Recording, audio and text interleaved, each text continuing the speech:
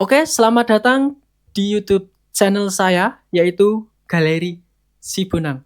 Jadi, di video kali ini aku ingin cerita kenapa atau alasanku kenapa datang dan bekerja di Jepang. Tapi sebelum aku bercerita kenapa alasanku bekerja di Jepang, aku ingin bertanya kepada kalian yang menonton video saya kali ini, yang mungkin yang sudah di Jepang atau yang masih berproses untuk datang ke sini atau untuk bekerja di Jepang. Yaitu mungkin dapat pertanyaan dari teman-teman kalian atau mungkin dari orang-orang sekitar kalian, entah itu keluarga atau teman-teman kalian yang ada di Indonesia, bertanya kepada kalian seperti ini. Kenapa sih kamu ingin pergi ke Jepang jauh-jauh bekerja gitu? Atau kenapa sih kamu ingin jauh-jauh bekerja di Jepang gitu? Nah, ketika sekarang aku mendapat pertanyaan seperti itu, mungkin jawabanku akan sedikit berbeda dengan diriku di beberapa tahun yang lalu gitu. Dan karena sejujurnya aku tuh nggak pernah dari kecil punya cita-cita untuk pergi ke Jepang atau tinggal di Jepang seperti itu. Aku bukanlah orang yang bermimpi, punya cita-cita atau keinginan untuk tinggal dan bekerja di Jepang. Karena Jepang bukanlah cita-citaku waktu kecil. Eh, dan aku juga bukan penggila anime yang gila banget dengan anime sehingga aku kepingin atau pengen tinggal atau pergi ke Jepang. Sama sekali tidak terbayangkan dalam diriku di waktu kecil bahwa suatu hari aku tuh akan tinggal dan bekerja di Jepang. Nah, kenapa aku pengen tinggal di Jepang? Hanya satu alasannya, kenapa aku tiba-tiba ingin pergi ke Jepang. Yaitu alasannya, aku ingin mengubah masa depanku, ingin mengubah hidupku untuk menjadi yang lebih baik. Nah, pada saat itu aku melihat Jepang hanya sebuah kesempatan atau hanya sebagai kesempatanku waktu dulu. Karena dulu aku berpikir bahwa aku tuh hanya punya ijazah SMK, aku harus kerja apa ya gitu. Sedangkan tujuanku itu ingin mengubah masa depanku, ingin mengubah hidupku menjadi yang lebih baik.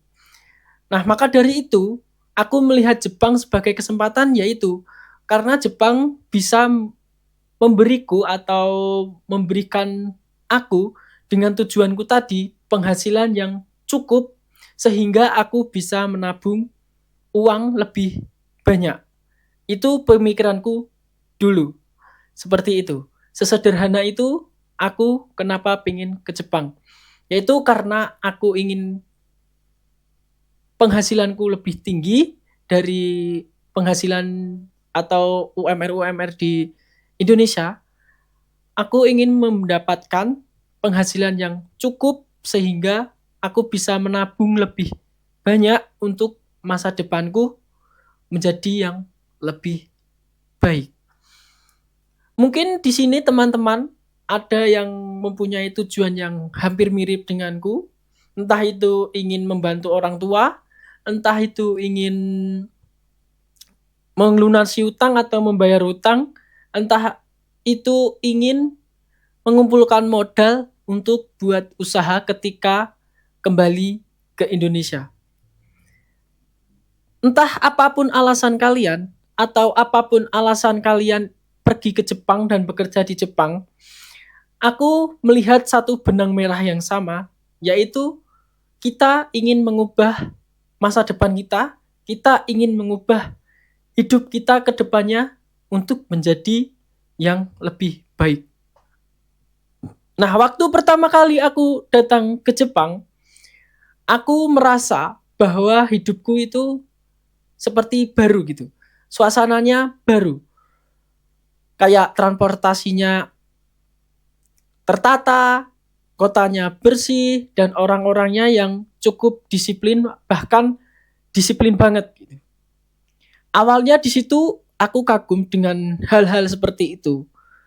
Tapi Setelah kekaguman itu lama-kelamaan mulai pudar dan menghilang, disitulah aku melihat kehidupan yang sebenarnya di Jepang. Ketika kita di sosmed, kita melihat orang-orang yang merantau di luar negeri, kita akan berpikir, wah enak banget ya jadi mereka gitu. Bisa jalan-jalan tiap hari, bisa shopping barang-barang branded, dan bisa liburan setiap tahunnya gitu, kemana-mana gitu. Mereka bisa menikmati hidupnya gitu, seperti yang kita lihat di sosial media mereka. Tapi di balik itu semua, di balik kemewahan atau kesenang-senangan yang mereka sharing ke kita atau mereka bagikan di sosial media mereka, ada satu hal atau satu sisi yang mereka tidak ceritakan kepada kita. Kita tidak melihat apa yang mereka lakukan setiap harinya atau rutinitasnya, dan mereka tidak menceritakan atau membagikannya di sosial media mereka gitu. Yaitu ketika mereka melakukan rutinitasnya tiap hari. Ada yang harus bangun pagi, bekerja, pulang dengan keadaan lelah, dan besoknya mereka melakukan hal itu lagi atau mereka mengulangi hal-hal seperti itu lagi setiap hari. Hari demi hari, minggu demi minggu, bulan berganti bulan, dan tahun berganti tahun, seperti itu sampai kontrak mereka habis. Nah, dari situ aku melihat atau belajar sesuatu bahwa mencari uang itu atau mendapatkan penghasilan itu memang penting. Tapi menjaga semangat untuk tetap bekerja atau untuk tetap bisa bekerja setiap harinya, bersemangat untuk bekerja itu jauh lebih sulit. Ada masanya ketika aku udah mulai capek dengan rutinitasku, bukan capek di fisik aja, tapi capek karena harus berjauhan dengan keluarga, harus berjauhan dengan orang-orang tersayang kita, dan aku harus menyelesaikan masalahku sendirian di perantauan Jepang. Nah, dari situ aku sadar, kadang aku juga capek karena terlalu overthinking, karena aku selalu memikirkan kemana arah hidup kita, gitu, arah hidupku gitu. Mungkin dari kalian di sini ada masalah atau merasakan hal yang sama dengan diriku itu. Nah, di situ aku juga mulai sadar bahwa yang berat di sini itu bukan pekerjaannya, yaitu perasaan kita harus baik-baik saja walaupun keadaannya tidak mendukung atau keadaan sebenarnya sedang tidak baik-baik saja gitu. Nah, dari situ pun aku juga belajar banyak hal. Aku juga belajar untuk disiplin, aku juga belajar untuk mengatur keuanganku, karena di situ ketika kita tidak bisa mengatur keuangan, kita akan kehilangan apa yang sudah kita yang sudah kita usahakan gitu. Karena setiap yen yang kita pegang saat ini adalah atau ada yang kita tukarkan, yaitu waktu dan tenaga kita untuk bekerja. Setiap yen yang kita pegang ada yang ditukarkan, yaitu waktu dan tenaga, seperti itu. Nah, selain itu, aku juga belajar disiplin. Menurutku disiplin itu bukanlah sesuatu hal yang tiba-tiba muncul, yang muncul secara instan gitu. Tapi disiplin itu adalah sesuatu hal kecil yang selalu kita lakukan setiap harinya. Walaupun kecil, kita lakukan setiap hari yang terus-menerus yang membentuk karakter kita untuk tetap atau terus disiplin gitu. Nah, ada pelajaran yang aku dapat dari ini, yaitu jangan sampai tujuan kita datang ke Jepang ini, tujuan kita bekerja di Jepang ini, itu perlahan menghilang karena kita terlalu nyaman dengan rutinitas kita. Kadang kita terlalu sibuk bekerja sampai lupa mempertanyakan atau menanyakan kepada diri kita sendiri, sebenarnya tujuan kita ke Jepang itu apa sih? Sebenarnya alasanku bekerja di Jepang itu apa sih? Itu adalah salah satu pertanyaan yang sering muncul di pikiranku saat ini. Tapi ketika aku mengingat kembali apa tujuanku ke Jepang, apa alasanku datang ke Jepang itu, semangatku pun juga ikut kembali gitu. Karena aku ingin datang ke Jepang dan pulang mendapatkan sesuatu. Tapi bukan hanya uang, aku juga ingin mendapatkan pengalaman dan juga ingin mendapatkan cara berpikir yang lebih matang lagi.